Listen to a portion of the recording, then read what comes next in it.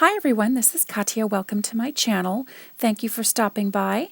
I also have a giveaway at the very end of this video, so please stick around and I'll share with you what I'm going to be giving away as well. So we're going to be making this card today. It is the Neat and Tangled Bright Baubles stamp set. I also purchased the little die set that goes along with it because I thought that would be fun and you could use them in different ways as well. And I'll be using that sparkle and shine sentiment at the bottom of my card. So here are the dies.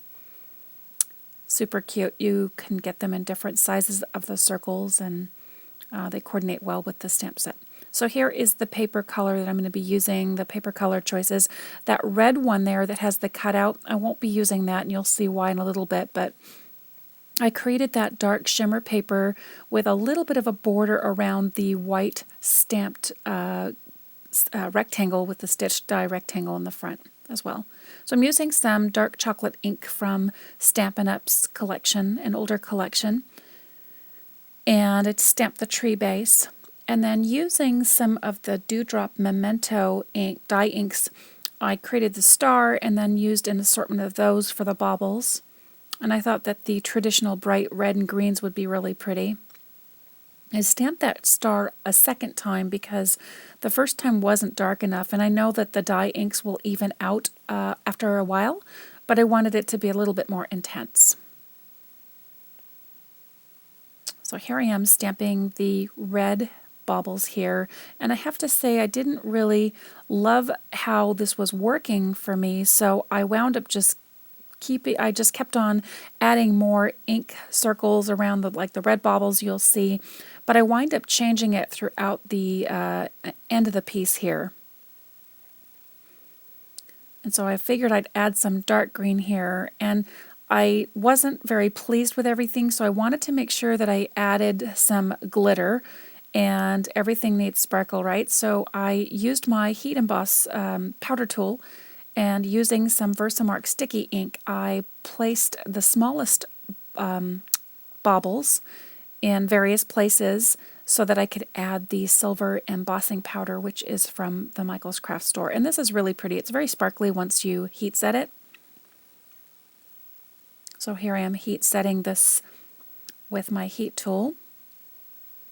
And I was a little bit more pleased, but I still added more red around those other red baubles, and you'll see that some of them were not quite centered, so I wound up remedying this whole card, and I love the end result because it'll some of those red baubles will really pop, and you'll see what I mean here. So see how I stamped the larger bauble around that the top of the red ornament that I'm putting glue down on right now. I wasn't pleased with how that turned out, and I thought, okay, here's how I'm going to fix this. I'm going to use my glue stick pen, and I cut out some of the dies that would just cover that because they weren't centered and even. And I just put those on, and I like how this turned out towards the end. So I put those on the 4 red baubles there. And it's just red cardstock that matches the cardstock for the base of the card. And I put those on there.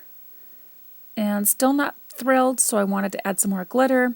I used my Wink of Stella on each one of those baubles, and you'll see towards the end that I actually add some sequins that match in the coordinating colors, and I put those on there, and I think that turned out a little bit better. I was a little bit more pleased. And we're all crafters and we're artists, so we know how to fix things when we're not thrilled with them. Especially on cards, when you put a lot of work, you want to make sure that you save your work. So here's where I decided that some sequins would be better. So I found some coordinating colors that matched the baubles on the tree, and I decided to put some really bright green ones down using some matte medium from Ranger. And I just placed those in the center, and I kept sticking with the colors that I thought were most coordinating with the tree baubles. And I kept dipping that into my Ranger multi-matte medium there. And then I used a very strong adhesive to put the decorated element on top of that glitter cardstock, because sometimes I've noticed that things don't stick really well to that type of cardstock because it's got that texture and glitter. So I used that really strong tape that you see there on the desk. And then using my heat embossing powder tool, I decided to use some embossing powder from Wow that's fine detailed for the stamped sentiment. And I was pretty pleased with how this turned out. That is a really adorable sentiment, and that bright white really makes everything pop. So I'm just flicking off the excess there. And then I will heat set that and wipe off the excess powder that was left. And placing the tree centerpiece down. I was a little bit more pleased with that. So this is the final card, and here is a look at the final image here. And in the spirit of giving this time of year, I thought I would offer a giveaway, and these stamps that I'm about to show you are not photopolymers. So here they are. I've never used them, and I really want to send them out to one lucky winner. All you need to do is leave a comment in the section and tell me what type of techniques you'd like, and I'm going to draw a random winner. So that one says born to be, and you can fill in the blank. This one says best wishes, believe in blank, and they come a couple of them to a pack, and then this one I believe has 2 as well too. This one says on a blank day nothing beats a good blank, and then eat, drink, and be blank. You can put anything that you want and stamp those as sentiments. So I thought I would package these up. It won't cost me a lot.